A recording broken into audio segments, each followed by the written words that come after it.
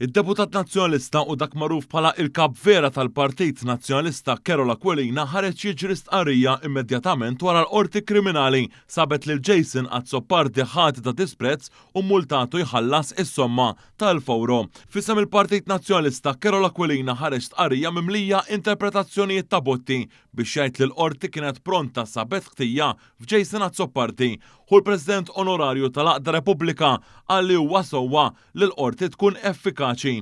Stqarrija li nies minn ġewwa d-Dar Ċentrali kelmuna minnu fih u għalunna li l-kap de facto tal-Partit Nazzjonalista għamel l-unika ħaġa pronta mill-partit dik ta' difiża għal Jason Azzopardi.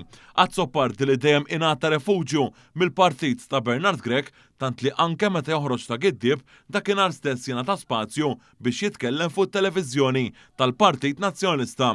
Carola Aquilina, Jason Azzopardi u Robert Aquilina huma ħaġa waħda u huwa sigrit magħruf li jiddettaw l-istrateġija tal-Partit Nazzjonalista u dak li għandu jgħid il-kap tal-Oppożizzjoni Bernard Grech. Kemm Carola Aquilina u Jason Azzopardi kienu fost dawk li ħadmu biex Bernard Grech tpoġġa fil-kariga u Aquilina iddetta lil kulħadd biex joħroġ il-barra u nhar l-erbgħa ma jiddikjarawx il-vot fil-Parlament fuq il-mozzjoni li kkundannat l-aġir tiegħu fil-konfront tal-Ispeaker meta saħansitra alluda li hu bla moħħ fost attakki oħra.